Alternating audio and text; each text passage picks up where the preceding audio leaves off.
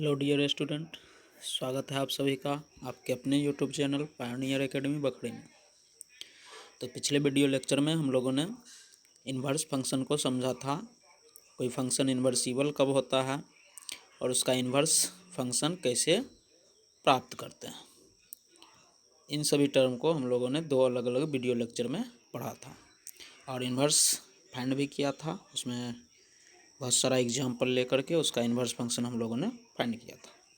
उम्मीद है आप लोग इन्वर्स फंक्शन को अच्छे से समझ गए होंगे और इन्वर्स फंक्शन फाइंड आसानी से कर सकते हैं। आज के इस वीडियो लेक्चर में हम इन्वर्स फंक्शन के कुछ एक्स्ट्रा कॉन्सेप्ट को जानने वाले हैं। तो सबसे पहले हम लोग थोड़ा रिमाइंड कर लें, कोई फंक्शन इन्वर्सिबल तभी होता है जब वह फंक्शन बाइजेक्टिव हो। दैट मीन्स वह फंक्शन 1 1 प्लस ऑन टू हो। जब कोई फंक्शन 1 1 और ऑन टू दोनों होता है तो वह फंक्शन इन्वर्सिबल हो जाता है और फिर उसका इन्वर्स हम लोग फाइंड कर लेते हैं। आज के इस वीडियो लेक्चर में हम लोग दो अलग अलग फंक्शन के बेसिक प्रॉपर्टीज़ को इन्वर्स के टर्म में जानना है। तो वो क्या है प्रॉपर्टीज़, उसको देख लेते हैं, फिर आगे के प्रॉब्लम को समझेंगे और सीखेंगे।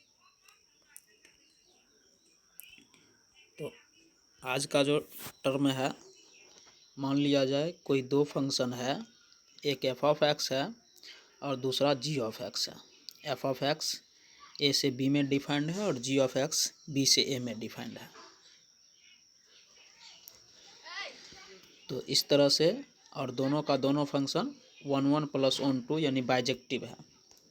तो इस कंडीशन में हमें जो है ये रिलेशन प्राप्त करना है, fog x is equal to gof x is equal to x, यानी आइडेंटिटी रिलेशन। मतलब जो इनपुट हो वही आउटपुट भी हमें प्राप्त होगा। जब किसी रिलेशन में इनपुट और आउटपुट सेम होता है तो उसको आइडेंटिटी रिलेशन कहा जाता है। तो यहाँ पर जो है उस कंडीशन में हमें ये देखना है कि फंक्शन एफ ऑफ एक्स और जी ऑफ एक्स के बीच fog x is equal to gof x is equal to x आता है या नहीं आता। एफ ए से बी में डिफाइंड है और जी जो है बी टू ए में डिफाइंड है और दोनों का दोनों बाइजेक्टिव फंक्शन है, यानी एक दूसरे का इन्वर्स है। इन्वर्स है, उस कंडीशन में हमें ये आइडेंटिटी रिलेशन को प्राप्त करना है, fog x is equal to gof x. तो इस कंडीशन को देखने के लिए हम लोग पिक्टोरियल व्यू देखते हैं। तो पिक्टोरियल व्यू में मान यहाँ पर जो है फंक्शन दिया हुआ है, एफ ए टू बी में डिफाइंड है और जी जो है बी टू ए में डिफाइंड है। तो हम लोग ए कोई सेट ले लिए और दूसरा सेट बी ले लिए। फंक्शन एफ को ए से बी में रिलेशन लिख दिए। ए में जो एलिमेंट है 1 2 3 है, बी में जो एलिमेंट है ए बी सी है। तो एक का रिलेशन ए के साथ है, दो का बी से और तीन का सी से। अब जी जो डिफाइंड है बी टू ए में, तो इस तरह से बी टू ए यहाँ का जो रिलेशन है वो जी है, इसको हम लोग एफ इनवर्स एक्स कह सकते हैं। तो यहाँ पर जी में इनपुट हो गया बी और आउटपुट हो गया ए, चूँकि जी बी टू ए में डिफाइंड है, यानी डोमेन हो गया बी और कोडोमेन हो गया ए। तो जी में यदि हम ए रखते हैं तो उसका आउटपुट हमें क्या मिलेगा 1। जी में यदि बी रखते हैं तो आउटपुट 2 और जी में यदि सी रखते हैं तो आउटपुट 3 प्राप्त होगा। इस तरह से हम लोग एफ़ के लिए हम लोग लिख सकते हैं एफ ऑफ 1, यानी एफ़ में यदि 1 इनपुट रखते हैं ए से बी में डिफाइंड है तो ए प्राप्त होगा, एफ़ में 2 रखते हैं तो बी प्राप्त होगा और एफ़ में 3 रखते हैं तो सी प्राप्त होगा। बात करें जी की, तो जी में ए रखेंगे तो क्या प्राप्त होगा 1, जी में बी रखेंगे तो प्राप्त होगा 2 और जी में सी रखेंगे इनपुट तो प्राप्त होगा 3। तो इस तरह से ये सभी वैल्यू को हम लोगों ने लिख लिया। अब हमें फॉग एक्स और गॉफ एक्स को प्राप्त करनी है। तो फॉग एक्स में यदि हम लोग लिखें तो फॉग एक्स को हम लोग क्या लिख सकते हैं, तो फॉग एक्स को हम लोग लिख सकते हैं f of g of x. अब जी एक्स में एक्स के बदले हम लोग वैल्यू रखते चलेंगे। जी एक्स में एक्स के बदले क्या रखेंगे, तो जी का इनपुट क्या है, तो सेट बी है। तो सेट बी में इनपुट हम लोग क्या लिख सकते हैं, वो ए बी और सी। यदि हम एक्स के बदले ए रखेंगे तो जी ए होगा, जी ए है 1 तो यानी एफ ऑफ 1। अब एफ ऑफ 1 क्या हो जाएगा, तो ए हो जाएगा, यानी इनपुट ए रखते हैं तो आउटपुट भी ए ही प्राप्त होता है। तो देखते हैं इसको सॉल्व कर लेते हैं और सॉल्व करने के बाद जो है वैल्यू में जो है एनालाइज करेंगे कि किस टाइप से वैल्यू ऑपरेट हो रहा है और उसके अकॉर्डिंग जो हम लोग कंडीशन को प्राप्त कर लेंगे। तो यहाँ पर जो है मेनली ये वैल्यू ध्यान में रखना है। तो यहाँ पर जी ऑफ एक्स को हम लोग क्या लिखेंगे, जी ऑफ एक्स को हम लोग जी ऑफ फॉग एक्स को हम लोग क्या लिख सकते हैं, f of g of x.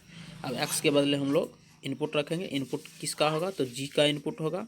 तो जी का इनपुट क्या है तो ए बी और सी है। यदि हम इनपुट में ए रखें एक्स के बदले तो हो जाएगा एफ ऑफ जी ऑफ ए। अब जी ऑफ ए हम लोगों ने पहले ही प्राप्त किया था। जी ऑफ ए जो है, जी ऑफ ए का जो वैल्यू है वो क्या है 1 है। तो जी ऑफ ए के बदले 1 रखेंगे तो एफ ऑफ 1 हो गया। अब एफ ऑफ 1 क्या है तो एफ ऑफ ए 1 हम लोगों ने प्राप्त किया था ए, तो ए। अब देखिए यहाँ पर इनपुट ए रखे हैं तो आउटपुट भी ए ही मिला है।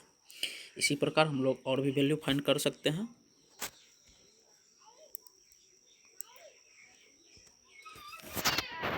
हम लोग फॉग एक्स फाइंड कर रहे हैं।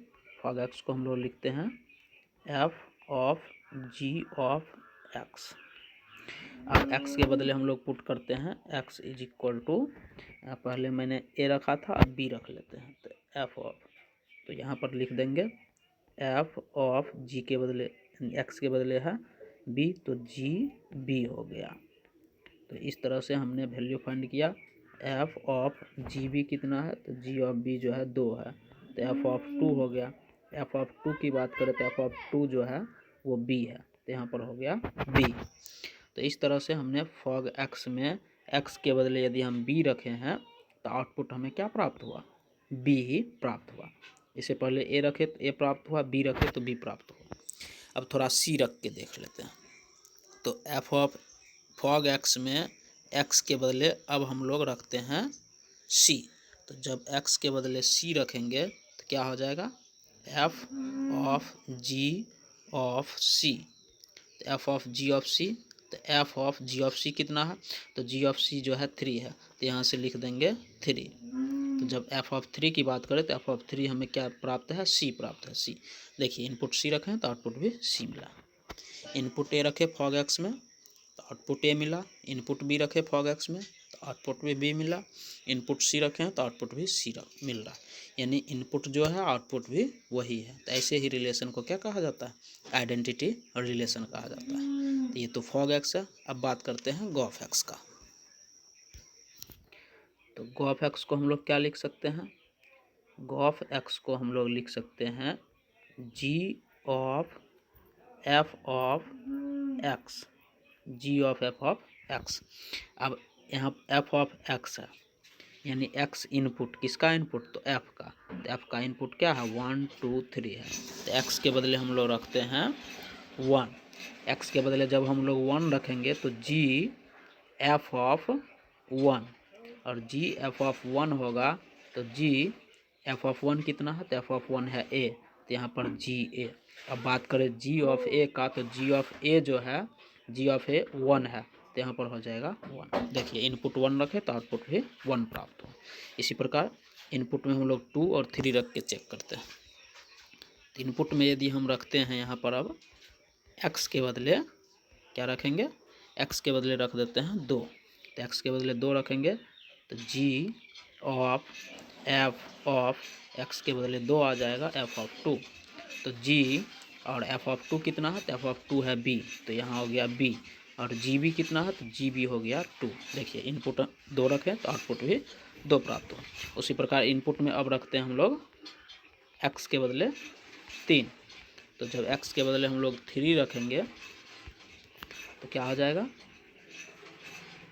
Gauff x is equal to g of f of x और x इज इक्वल टू 3।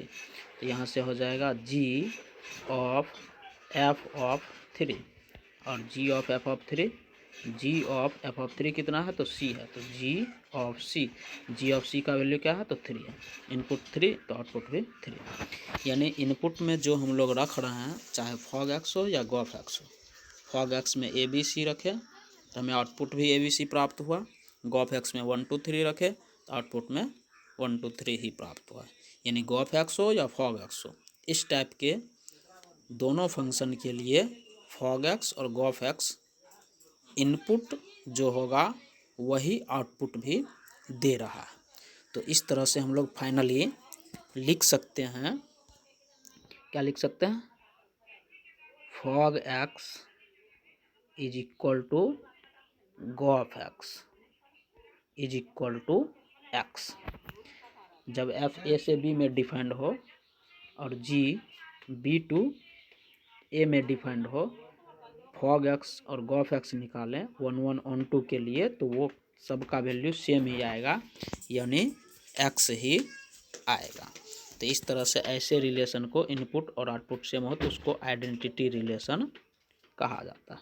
तो ये हमें रिलेशन प्राप्त हुआ किस टर्म के लिए, जब दो फंक्शन एफ ऑफ एक्स और g of x, f of x a to b में डिफाइंड हो, g of x b to a में डिफाइंड हो, दोनों 1 1 ऑन 2 हो और जी एफ ऑफ एक्स का इन्वर्स हो, तो उस कंडीशन में fog x is equal to gof x is equal to x आएगा। यानी एफ ऑफ एक्स और जी ऑफ एक्स एक दूसरे का इन्वर्स भी है और हमें इसका कंपोजिट फंक्शन जो है आइडेंटिटी रिलेशन को प्राप्त कर रहा है। तो ये रिलेशन हम लोगों को प्राप्त हुआ। इससे रिलेटेड क्वेश्चन भी हम लोग पढ़ाएंगे आगे के वीडियो लेक्चर में। फिलहाल कुछ डिफरेंट टाइप के क्वेश्चन को देखते हैं।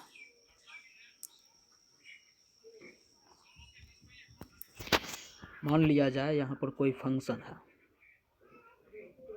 F of x is equal to 3x plus 2 और एफ जो डिफाइंड है आर टू आर में डिफाइंड है और हमें ये चेक करना है एफ ऑफ एक्स इन्वर्सिबल है या नहीं।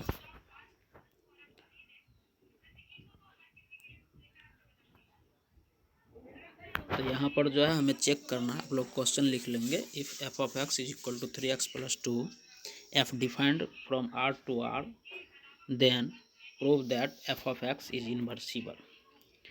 एफ ऑफ एक्स इन्वर्सिबल है या नहीं है उसको चेक करना है। तो कोई भी फंक्शन इन्वर्सिबल होता है, इन्वर्सिबल का कंडीशन हम लोग पढ़ चुके हैं। इन्वर्सिबल कब होता है, जब वह फंक्शन बाइजेक्टिव हो। बाइजेक्टिव कहने का मतलब हुआ कि 1 1 भी हो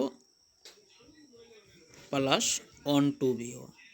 जब फंक्शन 1 1 और ऑन 2 दोनों होगा तो ऐसे फंक्शन को हम लोग कहते हैं बाइजेक्टिव फंक्शन। और जब बाइजेक्टिव फंक्शन होगा तभी वह फंक्शन इन्वर्सिबल भी होगा। तो यहाँ पर जो है सबसे पहले तो हमें चेक करना पड़ेगा कि फंक्शन 1 1 है या नहीं है। तो फॉर 1 1 फंक्शन हम लोग पढ़ चुके हैं। 1 1 फंक्शन के लिए क्या करते हैं, फॉर 1 1 फंक्शन के लिए हम लोग f of x1 is equal to f of x2 put करते हैं। यदि x1 is equal to x2 आ जाए तो फंक्शन 1 1 होगा। तो एफ ऑफ x1 तो क्या लिख सकते हैं, 3x1 plus 2 is equal to 3x2 plus 2। 2 और 2 कैंसिल होगा तो 3x1 is equal to 3x2, 3 3 cancel हो जाएगा। यानी हमें प्राप्त होगा x1 is equal to x2। यानी ये रिलेशन 1 1 को दर्शाता है। यानी फंक्शन क्या हो गया, 1 1 फंक्शन हो गया। 1 1 फंक्शन तो है ही। अब चेक करना है onto function. For onto function हमें निकालना पड़ेगा रेंज और फिर देखना पड़ेगा कि रेंज और कोडोमेन आपस में बराबर होता है या नहीं। यदि रेंज और कोडोमेन आपस में बराबर हो गया तो हम कह सकते हैं कि यह फंक्शन जो है ऑन टू फंक्शन है, अदरवाइज वह फंक्शन इन टू फंक्शन हो जाएगा। तो हम अब ऑन टू के लिए हम लोग रेंज निकालेंगे तो क्या पुट करेंगे, एफ ऑफ एक्स के बदले वाई, तो y is equal to 3x plus 2। अब रेंज निकालने का कंडीशन है, एक्स को वाई के टर्म में चेंज करेंगे तो 3x इज इक्वल टू हो जाएगा वाई माइनस 2। यहाँ से हो जाएगा x is equal to y minus 2/3। अब यदि इसकी बात करें तो ये कैसा है, तो ये जो है लीनियर टाइप का है। तो इसका रेंज क्या हो जाएगा, y सभी रियल नंबर के लिए डिफाइंड हो जाएगा। यानी हम लोग लिख सकते हैं रेंज क्या हो गया, y बिलोंग्स टू r। और कोडोमेन क्या है, तो कोडोमेन भी रियल नंबर ही है। तो रेंज भी रियल नंबर, कोडोमेन भी रियल नंबर, यानी हम लोग लिख सकते हैं range is equal to codomain, यानी क्या हो गया, ऑन टू फंक्शन। तो हम कह सकते हैं कि एफ ऑफ एक्स जो है 1 1 भी है और ऑन टू भी है। इसका मतलब है कि एफ ऑफ एक्स बाइजेक्टिव है, और जब एफ ऑफ एक्स बाइजेक्टिव होगा तो फंक्शन इन्वर्सिबल होगा ही। तो अब हम लोग लिख सकते हैं चूँकि f of x is 1 1 1 1 plus onto, that is f of x is bijective, f of x is bijective, so f of x is invertible, invertible. तो यहाँ पर एफ ऑफ एक्स क्या है, इन्वर्सिबल है। अब इसी में यदि कहे इन्वर्स भी फाइंड करे तो ये तो मैंने अभी चेक किया कि इन्वर्सिबल है या नहीं, तो फंक्शन इन्वर्सिबल है। अब इन्वर्सिबल है तो कहेगा इन्वर्स ज्ञात करें, एफ इन्वर्स एक्स। अब यदि एफ इन्वर्स एक्स यहाँ पर फाइंड करें तो एफ इन्वर्स एक्स फाइंड करने का जो रूल है वो मैंने पहले ही बता रखा है। सबसे पहले क्या करते हैं कि एफ ऑफ एक्स के बदले वाई पुट करते हैं। तो एफ ऑफ एक्स के बदले वाई पुट करेंगे तो y is equal to 3x plus 2 हो जाएगा। अब एक्स को वाई के टर्म में चेंज करेंगे तो 3x is equal to y minus 2, यानी x is equal to y minus 2 upon 3। अब इसी में अंत में क्या करते हैं, लास्ट में हम लोग x के बदले y और y के बदले x रख देते हैं। तो यहाँ से हो जाएगा y is equal to x minus 2 upon 3। अब इसी को तो इन्वर्स कहते हैं, तो एफ इन्वर्स x हमें क्या प्राप्त हो गया, तो x minus 2 is equal to 3। तो इस तरह से इन्वर्सिबिलिटी भी चेक कर लिया और उसका इन्वर्स भी हम लोगों ने फाइंड कर लिया। इस टाइप का ढेर सारा क्वेश्चन आप लोग के NCERT बुक में 1.3 में मिलने वाला है। तो आप लोग कोशिश करें कि 1.3 बना लें। और भी आगे कॉन्सेप्ट बचा हुआ इन्वर्स का 2-3 वीडियो लेक्चर और होगा, उसमें हम लोग धीरे धीरे कॉन्सेप्ट भी पढ़ेंगे और कॉन्सेप्ट के साथ साथ क्वेश्चन को भी फाइंड करते चलेंगे। आज के लिए इतना ही रहने देते हैं। धन्यवाद।